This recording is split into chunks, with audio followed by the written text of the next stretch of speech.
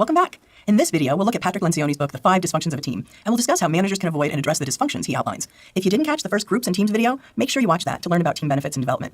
But now, as you embark on this journey through the 5 dysfunctions of a team, you'll gain the knowledge and tools to transform your teams into cohesive, effective, and high-achieving groups that can tackle even the most challenging tasks and goals. Let's go.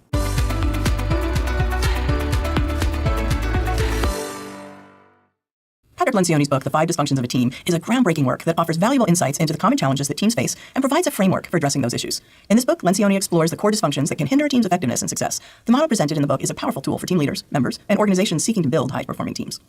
As we've already discussed, teams play a pivotal role in achieving organizational goals. The 5 dysfunctions Lencioni identifies are not just theoretical concepts. They're grounded in real-world experiences and observations of teams in diverse organizations.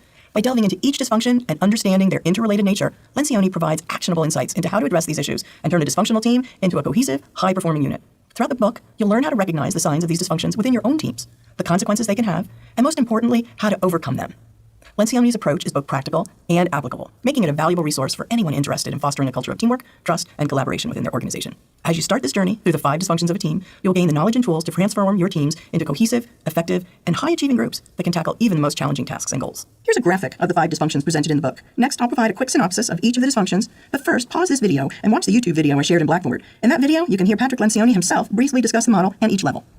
As Lencioni states, the first dysfunction is absence of trust. Team members conceal their weaknesses and mistakes from one another. They hesitate to ask for help or provide constructive feedback to each other, and they also hesitate to offer help outside their own areas of responsibility. In this dysfunction, members jump to conclusions about the intentions and aptitudes of others without attempting to clarify them. They fail to recognize and tap into one another's skills and experiences, and waste time and energy managing their behaviors for effect. Grudges are held, and people dread meetings and find reasons to avoid spending time together. Lencioni identifies the key indicator of absence of trust as team members make themselves invulnerable to others. To solve this dysfunction, the team needs to build trust, which is the foundation of all teamwork. Team members need to make themselves vulnerable to others, and this takes time. In his book, Lencioni points out a number of practical exercises to help team members open themselves up to others, and I've used some of these in my consulting and at work. The one I use most is the exercise where team members share pieces of personal information with each other. You might notice at the beginning of the semester, I asked you to share some personal information in the first discussion board. Hopefully that helped a little with vulnerability, even in an online class. The next dysfunction is fear of conflict. This is seen in boring meetings. Environments are created where backchannel politics and personal attacks thrive. Team members often ignore controversial topics that are critical to team success, and they fail to tap into all the opinions and perspectives of team members. They waste time and energy with posturing and interpersonal risk management.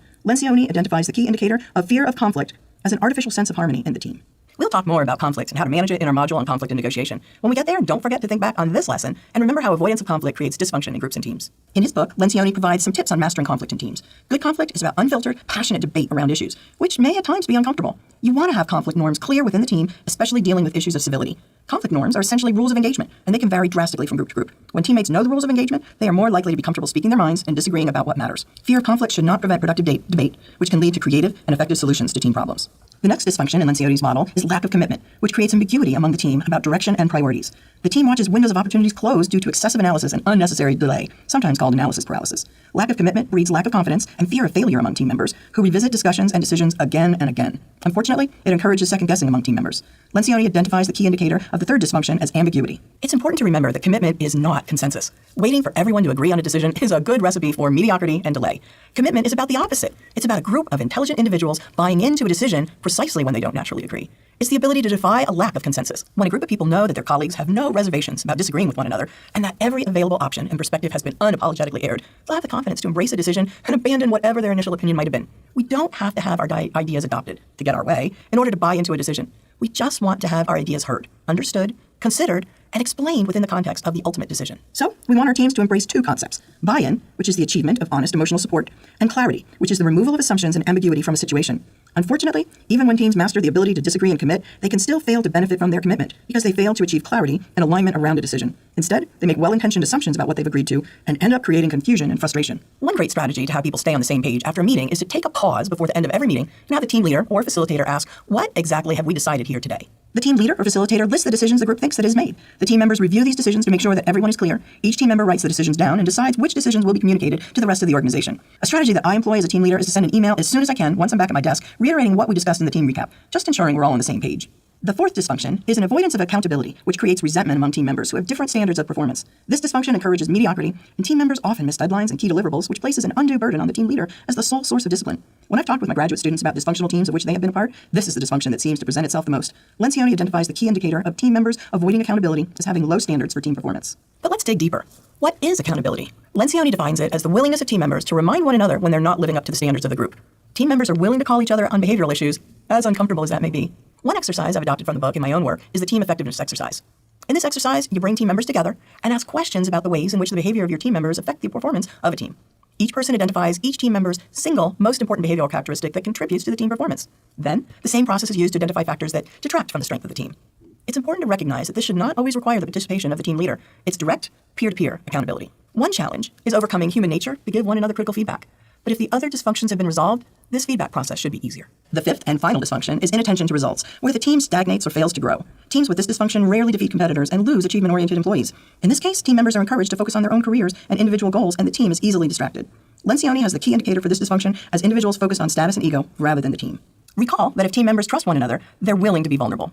Admitting that you're uncomfortable with your career advancement or salary or anything else that's personal is nothing if not a statement of vulnerability. The team should be glad that the person put the issue on the table for everyone to help with, because otherwise it will eventually create problems that impact the team's performance. But there are 4 distractions that get in the way of focusing on results. Ego is the ultimate killer on a team.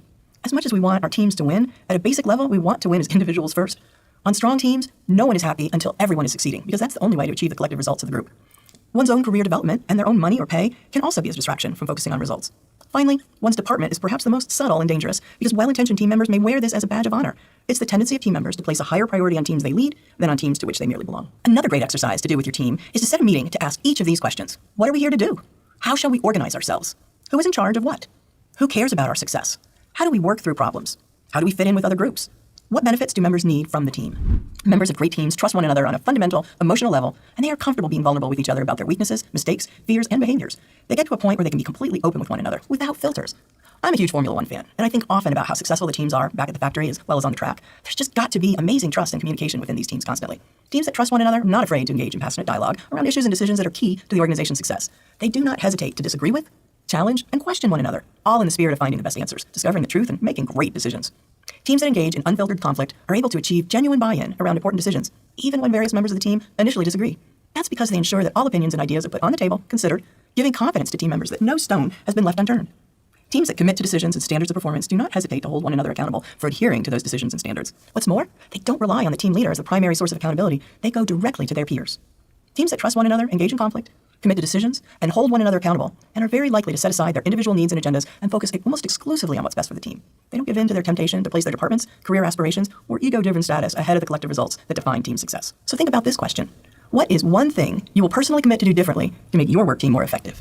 Today, we've talked about dysfunctions that get in the way of high-performing teams. In summary, teamwork is simple. In theory, anyway. We know what it requires, but in practice, it's difficult to do. Effective teamwork won't happen overnight, but for those willing to make a commitment to the process, tangible results can be achieved. Thanks for watching, and I'll see you next time.